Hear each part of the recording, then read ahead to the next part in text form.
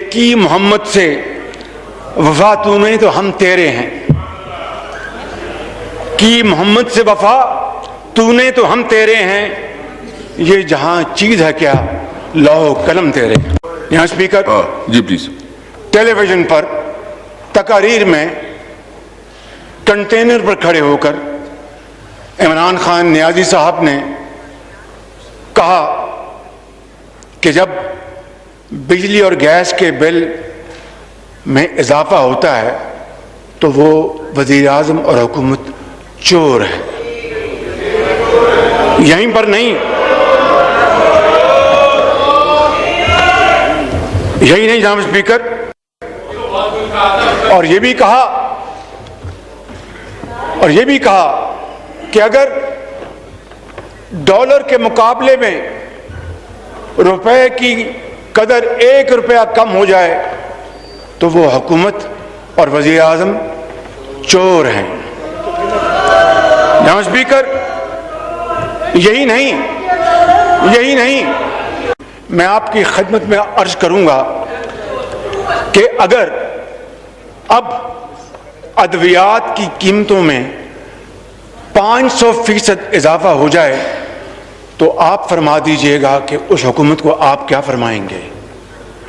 अगर डॉलर रुपए के मुकाबले में 40% ऊपर चले जाए तो उस हुकूमत के बारे में आप क्या फरमाएंगे।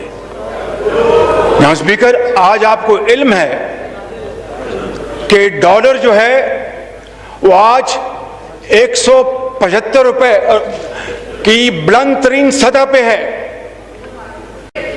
तो आपसे बेहतर कौन जानता है जनाब स्पीकर कि ये इंपोर्टेड इन्फ्लेशन जो है ये किस तरह इस मुल्क के अंदर खुदकशियां करवाने का मूजब बन रही है, किस तरह फाका कशी का मूजब बन रही है ये इंपोर्टेड इन्फ्लेशन। आज लाखों टन चीनी इंपोर्ट करने की जनाब वो टेंडर्स फ्लोट किए जा रहे हैं।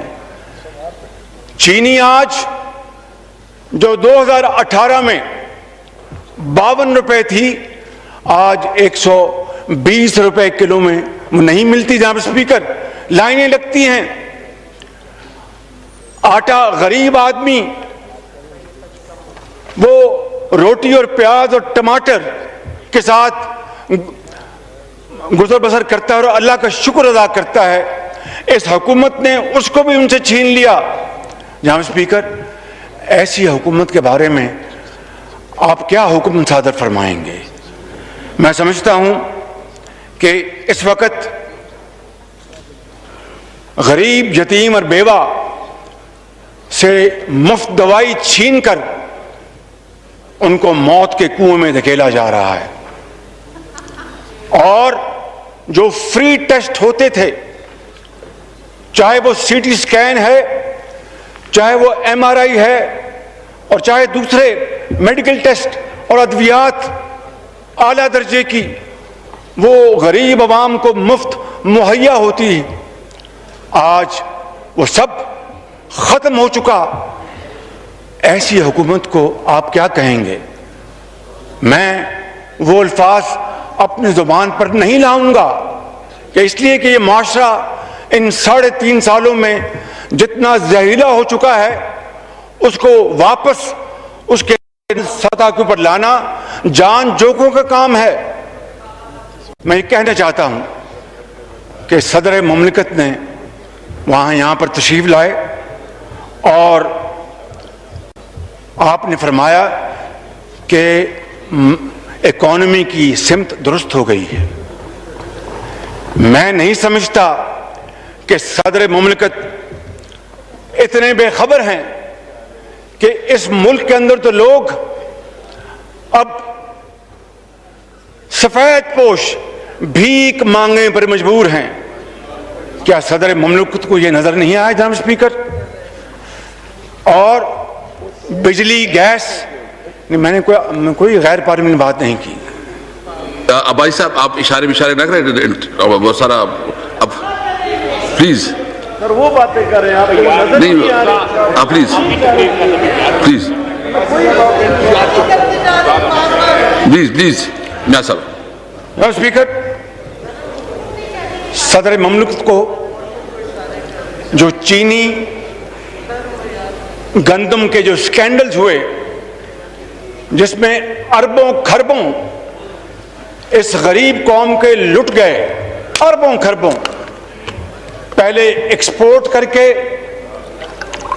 अरबों रुपए की सब्सिडीज दी, डॉलर और रुपए के जो था तवाजन, उसके नतीजे में विंडफॉल प्रॉफिट्स हुए। इस मुल्क का जो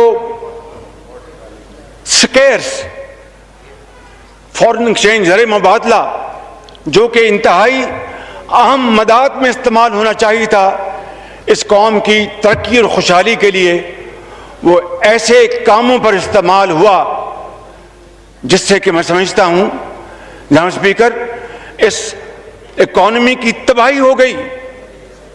इसलिए मैं कहता हूं, इसलिए हम सब कहते हैं कि 15,000 अरब रुपए के कर्जे तो ले लिए, कहीं एक नई ईंट नजर नहीं आती। और अगर यही पैसा अगर पाकिस्तान के अवाम को तकसीम किया जाता तो फी यूनिट 3-3.5 लाख रुपया उनके हिस्से में आता। और आज ये तबाही और बर्बादी के बाद भी इनको सब्र और चैन नहीं आया और गरीब अवाम के ऊपर महंगाई के बम बदस्तूर वो जो ड्रोन हमलों के जरिए उनको तबाही के दहाने उनको धकेल रहे हैं। मैं आपसे मुल्तमिस हूं जनाब स्पीकर कि अगर इस सैलाब के सामने बंद ना बांधा गया तो फिर कुछ नहीं बचेगा खुदा ना खास्ता, और हम सब हाथ मलते रह जाएंगे।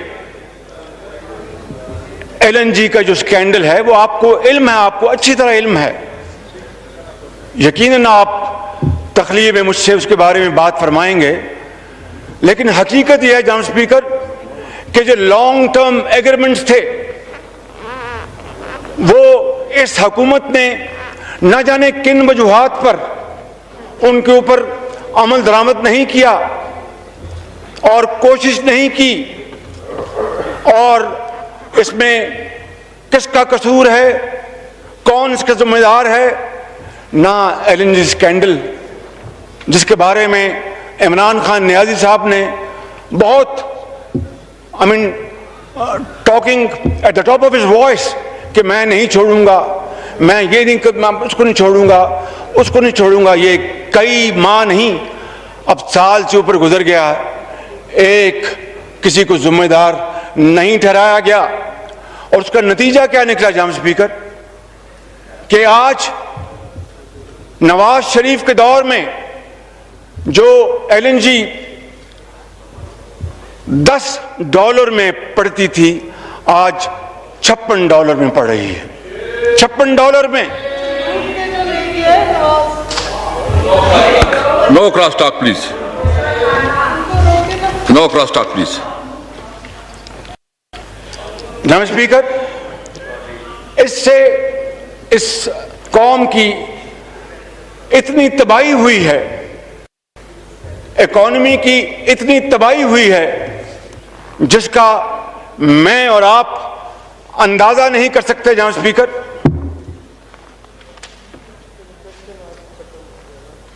जी प्लीज। मैं गुजारिश कर रहा था लिक्विड नेचुरल गैस के बारे में कि इन्होंने जिस तरह उसको और स्पॉट रेट की तरफ देखते रहे। जब स्पॉट रेट जनाब स्पीकर इंतहाई यानी डर्ट चीप था, पीनट्स, उस वक्त इन्होंने कोई उससे फायदा हासिल करने की कोशिश नहीं की। हमारे हमसाया मुल्क ने वो जो स्पॉट रेट $4 का था या $5 का था, बेतहाशा LNG खरीदी और ये ना जाने किसका इंतजार करते रहे, कौन इनको एडवाइस कर रहा था। और फिर इन्होंने जो जदीद तरीन बिजली के प्लांट्स हैं उनको बंद कर दिया और महंगा तरीन फर्नेस ऑयल और ऑयल की बुनियाद पर इन्होंने बिजली बनाई, जो आज हर लम्हे, हर घंटा, हर दिन, हर रात आवाम के ऊपर बम बरसा रही है। जनाब स्पीकर, मैं समझता हूं कि चूंकि इन्होंने आवाम की जिंदगी तंग कर दी है और आवाम को अपना जिस्म बरकरार रखना मुश्किल हो गया है, इसलिए जनाब स्पीकर गरीब, यतीम और बेवा के आंसुओं का इनको हिसाब देना पड़ेगा और वो दिन दूर नहीं, इनको हर वक्त हिसाब देना पड़ेगा। जनाब स्पीकर, सिर्फ ये कहना चाहता हूं कि इस कमर तोड़ महंगाई के खिलाफ हम सब ने कमर बांध ली है और